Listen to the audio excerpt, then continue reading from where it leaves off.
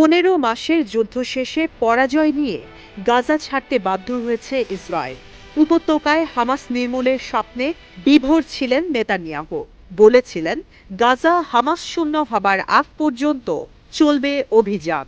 অথচ হয়েছে উল্টো।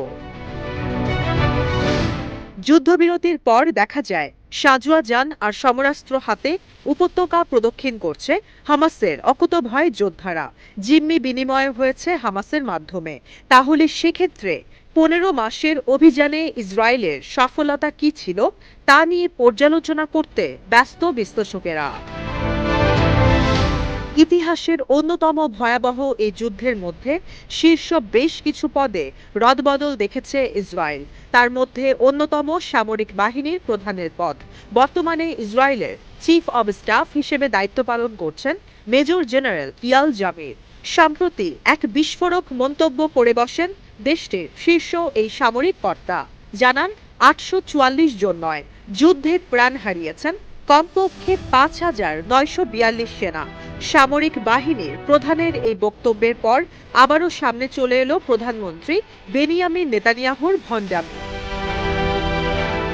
যুদ্ধবিরতির পর হতাহত সংক্রান্ত প্রতিবেদন প্রকাশ করে ইসরায়েলের প্রতিরক্ষা মন্ত্রণালয়, যেখানে উল্লেখ করা হয় গাজা যুদ্ধে নিহত হয়েছেন 844 সেনা। সেখানে প্রায় 6,000 সেনা চিকিৎসা নিচ্ছেন হাসপাতালে। তবে ওয়ার্ক প্রোগ্রামস কনফারেন্সে মেজর জেনারেল ইয়াল জামির বলেন, প্রকৃত মৃতের সংখ্যা প্রতিবেদনের চেয়ে 7 গুণ বেশি। এছাড়াও 15,000-এর বেশি সামরিক বাহিনীর সদস্য পুনর্বাসন কেন্দ্রে রয়েছেন, যাদের বেশিরভাগই শারীরিক আঘাত পেয়েছেন বা মানসিক সমস্যায় ভুগছেন। তবে নেতানিয়াহুর ভণ্ডামি ফাঁস হবার খবর এবারই প্রথম নয়।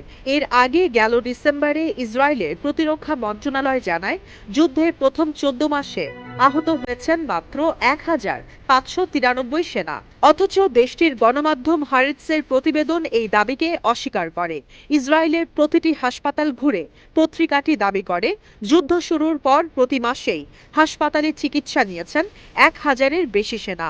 সে হিসেবে এই যুদ্ধে আহত ইসরায়েলি সেনার সংখ্যা 15,000-এর বেশি, যা বর্তমান সামরিক বাহিনীর প্রধানের দাবির সঙ্গে মিলে যায়। যুক্তরাষ্ট্রের চাপে যুদ্ধবিরতি চুক্তিতে সই করার মাধ্যমে এমনিতেই ব্যাকফুটে ছিলেন নেতানিয়াহু। আইডিএফ প্রধানের মাধ্যমে আরেকটি মিথ্যাচার ফাঁস হওয়ায় বেলফোর্ট থেকে কোনো সাড়াশব্দ নেই। হয়তো সেনাপ্রধানের এমন বিশ্বাসঘাতকতা আশাই করতে পারেননি বিডি।